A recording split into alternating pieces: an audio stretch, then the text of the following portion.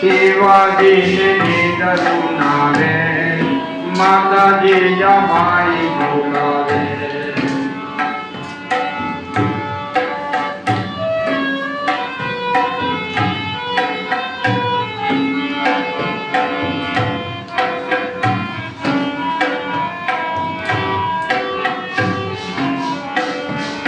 પેટમાં પોજીને સાંભળેલી બારે રામ લક્ષ્મણની વાત રે શિવા રામ લક્ષ્મણની વાત માતાજીને મૂંઝે દીધી ઉડી એની ઊંઘ છે દીધી શિવાજીને નીંદરું નાવે માતાજી જમાઈ બોલાવે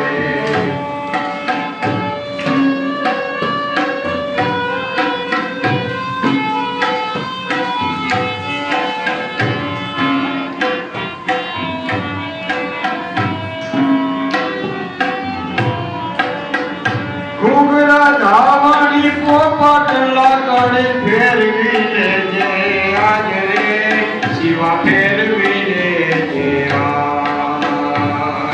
તે તારે હાથ રેવાની રાતે બાંભળ ભવાની શિવાજીને નીંદરું નાવે માતાજી જમાઈ બોલાવે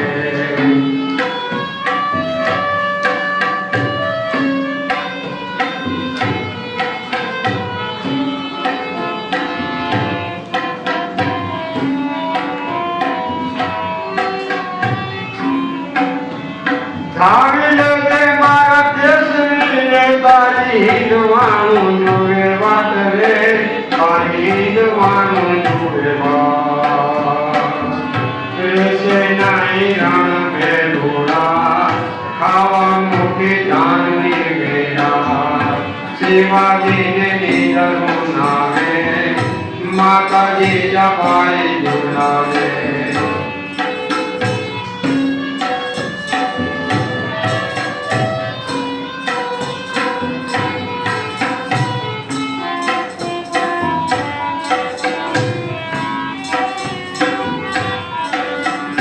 સુઈ લેજે મારા બાળકું તો તુજે મન ભરીને આજ રે તુજે મન ભરીને કાલે કાળા યુદ્ધ ખેલાશે સુવાટાણું ક્યાંય ના રહેશે શિવાજીને નીંદરું નાવે માતાજી જમાઈ બોલાવે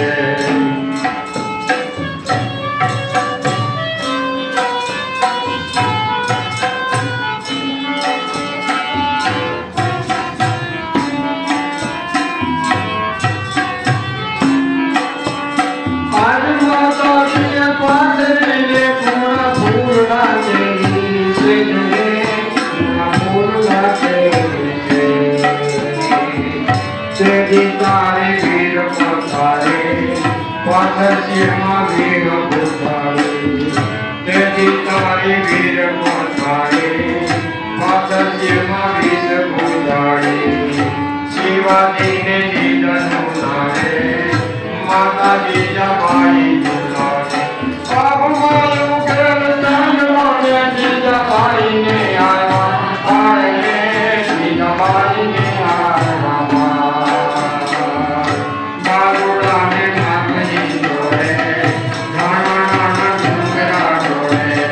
શિવાજીને નીંદરું નાવે માતાજી જમાઈ બોલાવે માતાજી જમાઈ બોલાવે માતાજી જમાઈ બોલાવે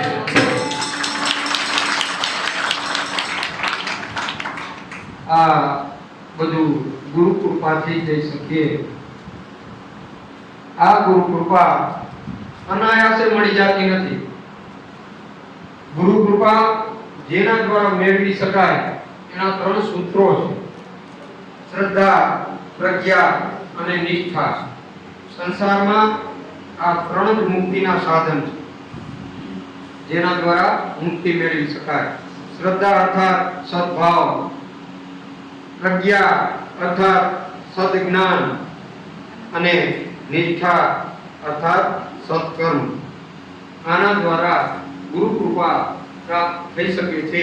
એક ઉદાહરણ દ્વારા સમજવાનો પ્રયત્ન કરીએ કે નરેન્દ્ર સ્વામી રામકૃષ્ણ પરમહંસ પાસે દક્ષિણેશ્વર અવારનવાર હતા. દક્ષિણેશ્વર છે એ રામકૃષ્ણ પરમહંસનો આશ્રમ છે. ત્યાં મહાકાળી માતાનું મંદિર છે. જે મહાકાળી માના દર્શન કરી અને હજુ 5 દિવસ પહેલા જામનગર પહોંચ્યો છું કે નરેન્દ્ર રામકૃષ્ણ પરમહંસના દક્ષિણેશ્વરના આશ્રમે વારંવાર જતો. ટીકા જ્ઞાની પરમહંસ નરેન્દ્રના ભાઈ સ્વરૂપને જાણતા, એના ગુરુ, પરંતુ પોતાના શિષ્યને સાંસારિક જાળમાંથી કાઢી અને આત્મબોધ કરાવવા માટે થોડોક સમય લાગે છે. એને આત્મબોધ કરાવવા માટે પ્રેરણા આપે છે કે માતાજી પાસે કંઈક માંગવા માટે જાઓ. એટલે નરેન્દ્ર છે એ દક્ષિણેશ્વર આશ્રમે પહોંચી જાય છે અને ગુરુજીને એમ કહે છે કે મારે નોકરીની સમસ્યા છે, આવક નથી, ઓછી છે, તો મને કંઈક માર્ગદર્શન આપો. એટલે રામકૃષ્ણ પરમહંસ એમ કહે છે કે હું તો કંઈ આપી શકતો નથી, માતાજી પાસે જઈને માગ. એટલે મહાકાળી મા પાસે જઈ અને આ નરેન્દ્ર શું માંગે છે? આત્મશક્તિ અને ભક્તિ મને આપો. જ્યોતિથી નોકરી, માતાજી પાસે જઈ અને આત્મશક્તિ અને આત્મભક્તિ આપો એવું માંગે છે. પાછો આવે, આવીને ગુરુજીને એમ કહે છે, ગુરુજીએ કીધું માગ્યું તો કે આપણે માગ્યું પણ મારાથી તો આત્મશક્તિ ને આત્મભક્તિ મગાઈ ગઈ. બીજી વાર જાય, બીજી વાર જાય છે, બીજી વાર પણ આત્મશક્તિ ને આત્મભક્તિ માંગે છે. પાછા ગુરુજી પૂછે છે માગ્યું તો કે આ માગ્યું પણ મારાથી આ જ બોલાઈ જાય. ત્રીજી વાર જાય, ત્રીજી વાર જાય છે પણ ફરીથી આત્મશક્તિ અને આત્મભક્તિ માંગે છે. ત્યારે ગુરુજી એને કહે છે કે તારા જીવનમાં આ જ જરૂરી છે.